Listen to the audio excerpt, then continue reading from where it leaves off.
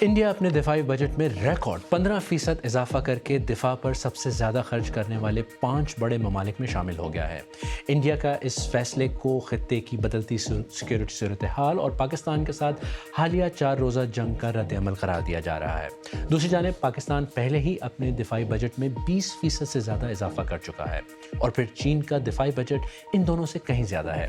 تو سوال یہ ہے کہ انڈیا دفاعی بجٹ میں اتنا اضافہ کیوں کر رہا ہے اور کیا یہ اضافہ پاکستان اور چین کے درمیان دفاعی صلاحیتوں کا توازن بدل سکتا ہے؟ میں ہوں خالد کرامت اور یہ آج B B C news Urdu کے پروگرام جہنما کی ہماری ٹاپ سٹوری ہے۔ اس کے علاوہ پروگرام میں دیکھیے گا امریکی افواج کے مطابق ان کے جنگی بحری جہاز کی طرف بڑھنے والے ایک ایرانی ڈرون کو مار گرایا گیا ہے۔ اس کے باوجود امریکی حکام جمعے کو ایران کے ساتھ مذاکرات کریں گے۔ برطانیہ کی ایک عدالت نے حکم دیا ہے کہ سعودی حکومت محمد بن سلمان پر طنز کرنے والے یوٹیوبر کو $41 لاکھ ادا کرے۔ انڈیا نے اپنے دفاعی بجٹ میں ریکارڈ اضافہ کر کے اسے $85 ارب سے زائد کر دیا ہے اور انڈین وزیر دفاع راجناتھ سنگھ نے کہا کہ اس کا مقصد دفاعی شعبے میں جدت لانا، نئی ٹیکنالوجی کا حصول اور وسائل کے بہتر استعمال کے لیے آسان خریداری پر توجہ مرکوز کرنا ہے۔ سوال یہ ہے انڈیا دفاع پر اتنا خرچ کر کے کیا حاصل کرنا چاہتا ہے؟ لیکن پہلے یہ دیکھتے ہیں کہ خرچ کس طرح اور کہاں ہوگا۔ انڈیا اب تک سوویت دور کے پرانے ہتھیاروں اور دفاعی نظام استعمال کر رہا تھا۔ انہیں اپ گریڈ کرنے کے لیے تقریباً $24 ارب مختص کیے گئے ہیں۔ حالیہ برسوں میں بھارت نے رافیل لڑاکا طیارے، پریڈیٹر ڈرونز اور جدید نگرانی کے آلات حاصل کیے اور ماہرین کے مطابق نئے بجٹ میں 114 نئے لڑاکا طیارے خریدے جا رہے ہیں۔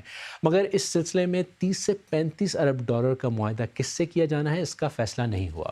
انڈیا اس بجٹ میں ملک کی دفاعی صنعت کو مضبوط بنانے اور ملکی سطح پر جنگی طیاروں اور میزائل تیار کرنے پر خصوصی توجہ دے رہا ہے۔ گزشتہ مئی پاکستان کے ساتھ تصادم کے بعد انڈیا افواج کو میزائل، گولہ بارود اور نگرانی کے آلات کے ذخائر فوری طور پر دوبارہ بھرنے کی ضرورت پیش آئی ہے۔ انڈیا اہم سمندری راستوں کی تحفظ اور چین کی بڑھتی ہوئی بحری طاقت کا مقابلہ کرنے کے لیے اپنی نیول صلاحیتیں مضبوط کر رہا ہے۔ انڈیا نے جرمنی سے 6 نیکسٹ جنریشن سب مرینز حاصل کرنے کے لیے $10 ارب کا منصوبہ بنایا ہے۔ اور اسی بارے میں مزید بات کرنے کے لیے اس وقت دلی سے میرے ساتھ موجود ہیں بی بی سی نیوز کے جگل پروہت۔ جگل، یہ بتائیے کہ انڈیا نے اپنے دفاعی بجٹ میں تاریخی اضافہ کیا ہے، تو اتنا کیوں انویسٹ کر رہا ہے انڈیا اپنے ڈیفنس میں؟ دیکھیے، یہ میرے حساب سے اگر آپ انڈین گورنمنٹ کی بھی اسٹیٹمنٹس کو پڑھیں تو آپ کو نظر آئے گا کہ بیسکلی اس میں آپریشن سندور کا ایک بہت بڑا رول ہے۔ آپریشن سندور وہ آپریشن ہے جو انڈیا نے ڈکلیئر کیا تھا مئی 2025 میں۔ اس کے بعد جوابی کارروائی ہوئی اور وہ جو پورا معاملہ ہے وہ لگ بھگ 3 سے 4 دنوں تک چلتا رہا۔ تو کسی بھی ایک بڑے ملٹری کنفرنٹیشن کے بعد یہ دیکھا گیا ہے کہ سرکاریں ملٹری کی نیڈز کو زیادہ دھیان دیتی ہے، اس پر زیادہ کام کرتی ہے۔ تو میں کہوں گا کہ ایک آپریشن سندور کا اور یہاں اس کے بعد جو 3-4 دن کی کارروائی ہوئی دونوں دیشوں کے بیچ، وہ ایک بہت بڑا رول پلے کر رہا ہے۔ یہ اب کیوں ہو رہا ہے اس کے لیے آف کورس انڈیا جیسا آپ نے حوالہ دیا کافی پروکیورمنٹس بھی کر رہا ہے، لیکن کافی ایمرجنسی پروکیورمنٹس بھی ہو رہی ہیں ان چیزوں کی جس پہ جو آلریڈی خرچ ہو چکی ہے، چاہے وہ میسائلس ہو، گولہ بارود ہو۔ تو یہ دونوں اس میں پھیلا ہوا ہے۔ نئی چیزیں خریدی جا رہی ہیں اور جو سٹاکس ختم ہو گئے تھے انہیں جی، ایمرجنسی بیسس پہ لیا جا رہا ہے۔ اچھا، آپ نے پاکستان کا ذکر کیا، چائنا کے ساتھ بھی انڈیا کے تنازعات ہیں، تو کیا اب ملٹیپل فرنٹس پر انڈیا جنگ کی تیاری کر رہا ہے؟ حکومت اس بارے میں کیا کہتی ہے؟ دیکھیے، میں کہوں گا کہ ٹو فرنٹ وار جو ایک ٹرم ہے وہ بھارت میں جو پہلے کے چیف آف ڈیفense اسٹاف تھے جنرل بپن راوت، انہوں نے بھی اس کا استعمال کیا تھا اور یہ ایک لمبے سمے سے انڈیا کے ڈیفenس اور سیکیورٹی اسٹیبلشمنٹ کا ایک پیرامیٹر بن گیا ہے انڈیا کی ملٹری پریپیئرڈنس کو دیکھنے کا، اسے پرکھنے کا۔ تو یہ کوئی نئی بات نہیں ہے کہ بھارت دونوں طرف سے اور ایک کولیوزو تھریٹ کی بھی بات کرتا ہے، یعنی کہ not just two fronts but two fronts which are collaborating with each other جی، ایکٹیولی۔ اس کو سامنے رکھ کے ایک اپنی ڈیفenس اور سیکیورٹی اسٹریٹجی بنا رہا ہے۔ اور یہ جی کئی سالوں سے چل رہا ہے، اس میں کوئی نئی بات نہیں ہے ویسے۔ جی اچھا اس بجٹ میں ہوم گرون ٹیکنالوجی اپنے میزائل اور طیاروں کی بھی بات کی گئی ہے۔ پچھلے کچھ عرصے میں کافی سارے حادثات بھی ہوئے ہیں، تو اس بارے میں اگر کچھ آپ معلومات ہمیں دے سکیں۔ دیکھیے، اس بجٹ میں انڈیا نے لگ بھگ 75% آف دا کیپٹل بجٹ، یعنی کہ جس میں جو نئی چیزیں خریدی جائیں گی ڈیفنس کے لیے، اس میں سے 75%، 75% ہوم گرون مینوفیکچررز یعنی ڈومیسٹک مینوفیکچررز کے لیے ریزرو کر رکھی ہے۔ تو انڈر نریندر مودی گورنمنٹ یہ ایک بہت بڑا فوکس ایریا رہا ہے کہ انڈیا جو کہ one of the world's largest defence importers ہوا کرتا تھا، اور شاید آج بھی بڑے امپورٹرز میں آتا ہے، لیکن اسے جی کم کیا جائے اور ہوم ریلائنس یا سیلف ریلائنس کو جی بڑھاوا دیا جائے۔ تو آف کورس اس میں ہے، ساری سسٹمز اپ ٹو ڈیٹ نہیں ہیں، اب جی بھی کافی خامیاں ہیں الگ الگ سسٹمز میں، جی لیکن یہ ایک تھرسٹ ایریا رہا ہے گورنمنٹ۔ دلی سے جگل پروہت ہمیں تفصیلات بتانے کا بہت شکریہ۔ اچھا، ایک طرف یہ اعلان ہو رہا ہے کہ امریکہ ایران کے ساتھ مذاکرات کرنے والا ہے، جس میں پاکستان کو بھی شامل ہونے کی دعوت دی گئی ہے، تو دوسری طرف امریکی فوج کا یہ بیان سامنے آیا ہے کہ امریکی فورسز نے ایک ایرانی ڈرون کو اس وقت مار گرایا جب وہ جارحانہ انداز میں امریکی طیارہ بردار جہاز کے قریب آیا تھا۔ اس پر بات کرتے ہیں ٹرینڈنگ میں۔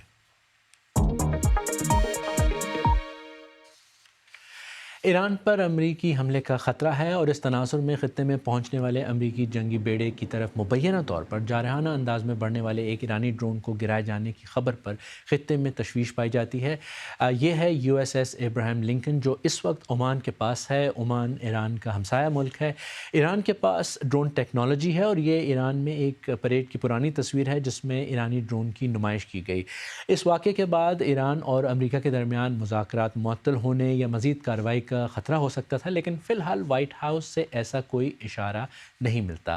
وائٹ ہاؤس کی ترجمان کیرولائن لیوٹ نے کہا کہ اگرچہ سینٹ کام فورسز نے ایک ایرانی ڈرون کو مار گرایا جو طیارہ بردار بحری جہاز ابراہیم لنکن کی جانب جا رہا تھا، امریکی خصوصی ایلچی سٹیو وٹکوف اس ہفتے کے آخر میں ایرانی حکام سے بات کریں گے۔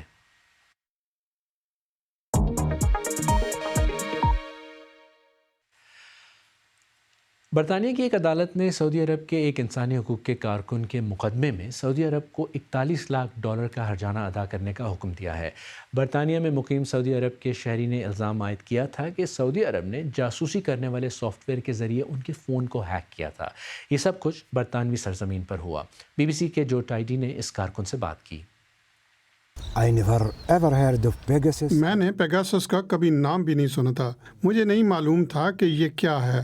مجھے تب پتہ چلا جب میرا فون ہیک ہو گیا۔ السلام علیکم۔ لندن میں مقیم سعودی منحرف بلاگر غانم المساریر ایک مشہور یوٹیوبر تھے، لیکن 2018 میں ان کے آئی فون میں بدنام زمانہ سپائی ویئر پیگاسس ڈال دیا گیا۔ اس کے بعد انہوں نے عجیب باتیں نوٹس کرنا شروع کی۔ مجھے لگتا تھا کہ مجھے فالو کیا جا رہا ہے اور ایک ہی جیسے چہرے میرا پیچھا کر رہے ہیں۔ میں انہیں مختلف جگہوں پر دیکھتا تھا۔ یہ بات میری سمجھ سے باہر تھی۔ وہ آپ کی لوکیشن دیکھ سکتے ہیں، کیمرہ آن کر سکتے ہیں، مائک آن کر سکتے ہیں، آپ کی باتیں سن سکتے ہیں۔ وہ آپ کا سارا ڈیٹا، تمام تصویریں، سب کچھ لے لیتے ہیں۔ آپ کو یوں محسوس ہوتا ہے جیسے آپ کی پرائیویسی ختم ہو گئی ہو۔ کئی سال کی قانونی جنگ کے بعد اب برطانیہ کی ایک عدالت نے سعودی حکومت کو اس ہیکنگ کا ذمہ دار قرار دیا ہے اور غانم کو $30 لاکھ ہرجانہ ادا کرنے کا حکم دیا ہے۔ یہ ہرجانہ صرف ہیکنگ کے لیے نہیں بلکہ انہیں سڑک پر ہراساں کرنے کا انتظام کرنے کے لیے بھی ہے۔ دراصل انہوں نے میری زندگی برباد کر دی ہے۔ میں خوش رہنے والا شخص تھا، زندگی انجوائے کرتا تھا، جلدی اٹھتا تھا، اپنا دن اچھے سے گزارتا تھا۔ اب میں ایسا نہیں کر سکتا اور یہ سب ان کی وجہ سے ہے۔ ان کی ویڈیوز میں سعودی شاہی خاندان پر تنقید ہوئی تھی، جو مزاحیہ اور طنزیہ بھی تھی، مگر کبھی کبھی ذاتی اور حد تمیز بھی تھی۔ ان ویڈیوز کو 300 ملین سے بھی زیادہ بار دیکھا گیا۔ اس سے آنے والی آمدن سے وہ اپنا گزارا کرتے تھے، لیکن اب 3 سال سے انہوں نے کوئی ویڈیو اپلوڈ نہیں کی۔ تو ایک طرح سے کیا وہ جیت گئے ہیں؟ انہوں نے آپ کو خاموش کرا دیا ہے۔ آپ کو کیسا لگتا ہے؟ میرے خیال میں وہ یہی چاہتے تھے، وہ اس میں کامیاب ہو گئے ہیں۔ آپ کو کیسا لگتا ہے؟ مجھے بہت مایوسی ہوتی ہے کہ وہ لندن جیسے شہر میں، خاص طور پر برطانیہ میں، یہ سب کچھ کر کے بھی بچ جاتے ہیں۔ غانم کی فون ہیکنگ اور ان پر حملہ اسی سال ہوا جس سال سعودی صحافی جمال خاشقجی کو بھی ترکی میں سعودی قونصل خانے میں قتل کیا گیا۔ امریکی حکام کے مطابق اس قتل کا حکم سعودی ولی عہد محمد بن سلمان نے دیا تھا، جس کی وہ تردید کرتے ہیں۔ سعودی عرب نے ابتدا میں اس مقدمے کی کارروائی میں حصہ لیا اور موقف اختیار کیا کہ ایک ملک ہونے کے ناطے انہیں قانونی تحفظ حاصل ہے، لیکن جب عدالت نے ان کے موقف کو رد کر دیا تو پھر انہوں نے کبھی اپنا دفاع کرنے کی کوشش نہیں کی۔ آپ کو لگتا ہے کہ وہ رقم دیں گے؟ اگر وہ نہیں دیں گے تو ہم قانونی کارروائی کریں گے اور انہیں مجبور کریں گے۔ ہم یہ رقم ہر حال میں حاصل کریں گے۔ سعودی عرب پچھلے کچھ سالوں میں کھیلوں اور ثقافتی تقریبات پر بہت پیسہ خرچ کر رہا ہے، جن میں اکتوبر میں ایک بڑا کامیڈی فیسٹیول بھی شامل ہے۔ مغربی دنیا کے مشہور فنکار جیسے جیمی کارٹ انسانی حقوق کی تنظیموں کی تنقید کے باوجود وہاں پرفارم کرنے گئے۔ They are inviting comedians to attend to Saudi Arabia. ایک طرف سعودی عرب کامیڈین کو اپنے ملک میں شو کرنے کے لیے دعوتیں دیتا ہے اور دوسری طرف لندن میں کامیڈین کو ہیک کیا جاتا ہے، اس پہ حملہ کروایا جاتا ہے اور اس کی زندگی برباد کر دیتے ہیں۔ یہ سعودی حکومت کے دوہرے معیار کو ظاہر کرتا ہے۔ ہم نے لندن میں سعودی سفارت خانے سے عدالت کے فیصلے پر رد عمل مانگا، مگر کوئی جواب نہیں ملا۔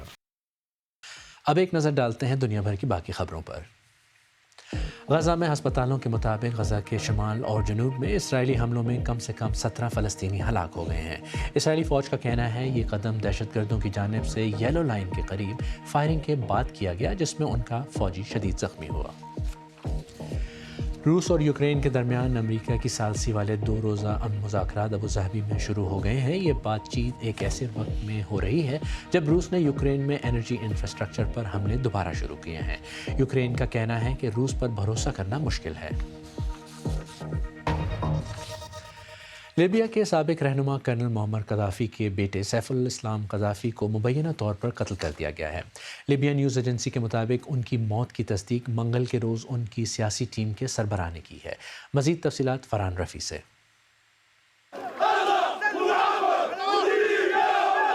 ان کے وکیل نے بتایا کہ ایک 4 رکنی کمانڈ یونٹ نے زنتان شہر میں ان کے گھر پر حملہ کیا، تاہم حملہ آوروں کی شناخت واضح نہیں ہو سکی۔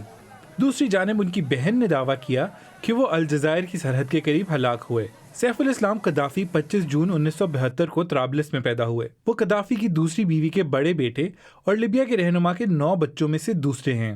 سیف الاسلام نے 2000 سے لے کر قذافی حکومت کے خاتمے تک مغرب کے ساتھ تعلقات بہتر بنانے میں اہم کردار ادا کیا، تاہم 2011 میں ان کے والد کے اقتدار کے خاتمے کے بعد ان پر حکومت مخالف مظاہروں کو کچلنے میں مرکزی کردار ادا کرنے کا الزام لگا۔ انہیں زنتان میں ایک حریف ملیشیا نے تقریباً 6 سال تک قید میں رکھا۔ بین الاقوامی فوجداری عدالت نے ان پر انسانیت کے خلاف جرائم کا مقدمہ چلانے کی کوشش کی، جبکہ 2015 میں طرابلس کی ایک عدالت نے انہیں غیر حاضری میں سزائے موت سنائی۔ 2 سال بعد انہیں مشرقی شہر تبرک میں ایک عام معافی کے قانون کے تحت رہا کر دیا گیا۔ سیف الاسلام نے 2021 میں صدارتی انتخابات میں حصہ لینے کا اعلان کیا تھا، تاہم یہ انتخابات غیر معینہ مدت تک مؤخر کر دیے گئے۔ قذافی کے زوال کے بعد سے لیبیا مختلف ملیشیاؤں کے زیر کنٹرول علاقوں میں تقسیم ہے اور فی الحال 2 حریف حکومتوں کے درمیان بٹا ہوا ہے۔ سیف الاسلام قذافی کے قتل کی یہ اطلاعات ایسے وقت میں سامنے آئی ہیں جب لیبیا میں سیاسی اور سیکیورٹی حالات اب بھی غیر مستحکم ہیں اور ملک اپنے ماضی کے بحرانوں سے نکلنے کی کوشش کر رہا ہے۔ کچھ مرد ان خواتین کی خفیہ طور پر ویڈیوز بنا رہے ہیں جو رات کے وقت باہر گھومنے جاتی ہیں اور بعد میں انہیں سوشل میڈیا پر پوسٹ کر کے اسے ہزاروں ڈالر کما رہے ہیں۔ بی بی سی کی ایک تحقیق نے ان اکاؤنٹس کے پیچھے موجود کچھ افراد کی شناخت کر لی ہے اور ایک ایسی صنعت کو بے نقاب کیا ہے جس کی مالیت ماہرین کے مطابق لاکھوں کی ہے۔ ان میں سے متعدد خواتین کو یہ علم ہی نہیں تھا کہ ان کی ویڈیوز بنائی گئی ہیں۔ شونا ایلیٹ کی رپورٹ خدیجہ عارف پیش کر رہی ہیں۔ وہ ہمارے لیے ایک معمول کی رات تھی، ہمیں بالکل اندازہ نہیں تھا کہ کیا ہو رہا ہے۔ گریس اپنی بہن صوفی کے ساتھ اپنی دوست کی 21ویں برتھ ڈے منانے باہر گئی تھی جب ان کی اجازت کے بغیر ان کی ویڈیو بنائی گئی۔ یہ ویڈیو سوشل میڈیا پر پوسٹ کی گئی اور اسے لاکھوں لوگوں نے دیکھا۔ میں اپنی سہیلیوں کے ساتھ رات کو باہر گئی تھی، میں کچھ برا نہیں کر رہی تھی، اتنے لو اینگل سے میری ویڈیو بنائی گئی کہ میں بہت بری لگ رہی تھی۔ جس شخص نے ان بہنوں کی ویڈیو بنائی، ہم نے اس کی شناخت 35 سالہ فلوریان ریکا کے طور پر کی، جو سویڈن میں رہتا ہے اور ایک مقبول ترین یوٹیوب چینل چلاتا ہے۔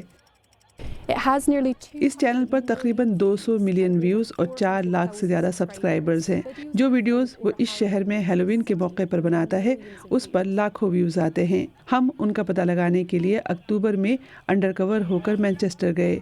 रात 2 बजे हमने मिस्टर रिका को देखा। वो अपने भाई रोलैंड के साथ थे। उनका भी इसी तरह का एक यूट्यूब अकाउंट है। ये छुपकर कैमरे को कमर की हाइट पर रखकर खवातीन की वीडियोस बनाते हैं। हमने 3 और मर्दों को वीडियोस बनाते हुए देखा। हमारे वहाँ से आने के चंद घंटों बाद हैलोवीन की वीडियोस ऑनलाइन होना शुरू हो गई। हमने उन तमाम मर्दों से रब्ता किया जिनको हमने देखा था, लेकिन सिर्फ 2 ने ही जवाब दिया। दोनों ने कुछ भी गलत करने से इनकार किया। चूँकि मिस्टर रिका ने जवाब नहीं दिया तो हम उनसे बात करने के लिए स्वीडन गए। उम्मीद है कि हम उनसे कुछ सवालात कर सकेंगे। फ्लोरियन रिका, हम BBC से हैं। आप खवातीन की इजाज़त के बगैर उनकी वीडियोस क्यों बनाते हैं? 5 मिनट बाद वो दोबारा बाहर आए और भाग गए। उन्होंने हमारे किसी सवाल का जवाब नहीं दिया। मिस्टर रिका का यूट्यूब चैनल उन चैनल्स में है जो पैसा कमाते हैं। 1 लाख व्यूज वाली वीडियो से 4,000 से लेकर तकरीबन $7,000 तक की कमाई हो सकती है, जिसका मतलब है मवाद बनाने वालों के लिए मल्टी मिलियन बिजनेस का कारोबार। यही हमारी वीडियो बनाई गई, बिल्कुल इसी जगह जहां दरवाजा था। एना रोज मैनचेस्टर में अपनी एक कुलीग के साथ बाहर थी जब उनकी वीडियो बनाई गई। ये वही वीडियो है। ये 2 साल पहले बनाई गई थी। हालांकि असल वीडियो डिलीट की जा चुकी है, लेकिन इसकी एक क्लिप अब भी मुख्तलिफ सोशल मीडिया अकाउंट्स पर है।